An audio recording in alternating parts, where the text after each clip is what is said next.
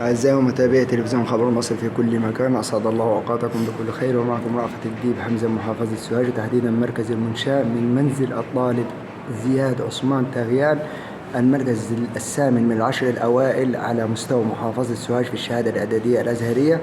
فإحنا هنتعرف أكثر على زياد دلوقتي. زياد من ذوي الهمم، عنده إعاقة بصرية منذ الصغر. زياد ألف مليون مبروك يا حبيبي. الله يبارك فيك. زياد، عرفت النتيجة إزاي يا حبيبي بتاعتك؟ من والدي.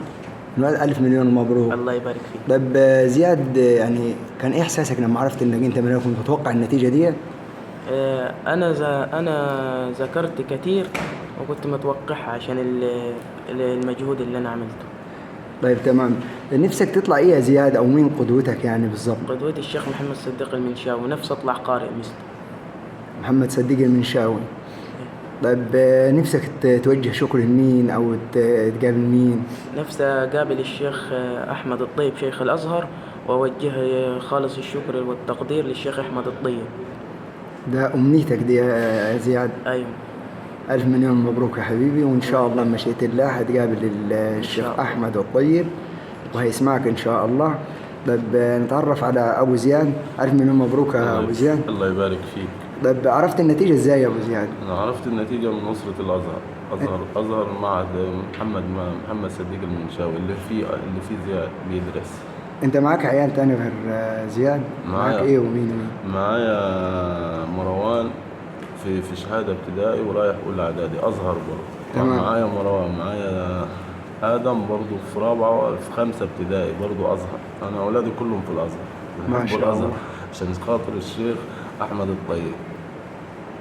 أنت يعني الشيخ أحمد الطيب دي معزة خاصة عندكم ظاهر كده يعني؟ هو دي معزة في قلوب المصريين كلهم يعني؟ في قلوب المصريين كلهم، وأولادي بيحبوه خالص وبيتمنوا إنهم هم إيه يشوفوه. دي أمنيتهم يعني، وأنا أتمنى إن أمنية أولادي تتحقق بإذن الله.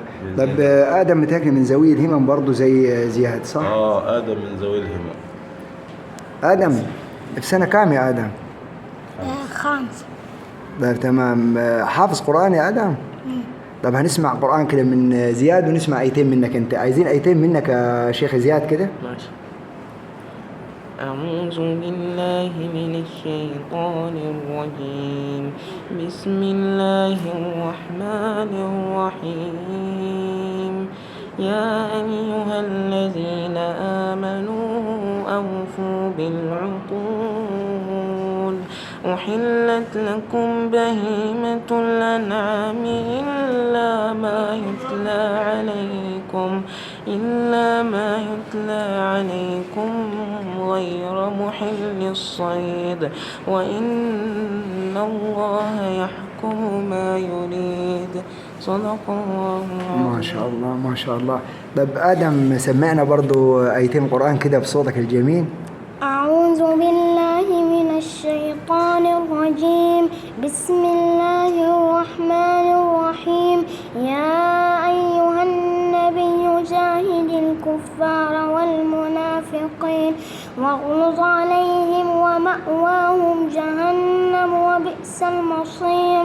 ضرب الله مثلا للذين كفروا امرأة نوح وامرأة لوط إذ قالت رب كانتا تحت عبدين من عبادنا صالحين.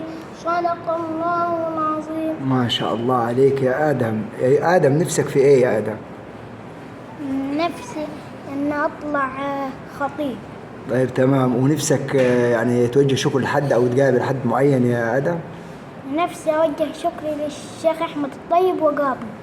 بإذن الله هتقابله يا حبيبي إن شاء الله. وألف مليون مبروك. أم زياد تحبي توجهي شكر لحد معين؟ شكرا محمد الطيب، الشيخ أحمد الطيب. الشيخ أحمد الطيب ألف شكر ليه، ويا ريت يعني أولادي الأمنية بتاعتهم تتحقق إن شاء الله. بإذن الله أمنية أولادك تتحقق ويقابلوا الشيخ أحمد الطيب وتصوروا معاه بإذن الله. ونقول لكم ألف مليون مبروك، وإن شاء الله نيجي نبارك لكم إن شاء الله في الثانوية العامة، ويكون زياد من الأوائل بإذن الله، ويكون برضو آدم معانا من الأوائل بإذن الله. تمام. كان معكم رأفت الديب حمزة. شكرا.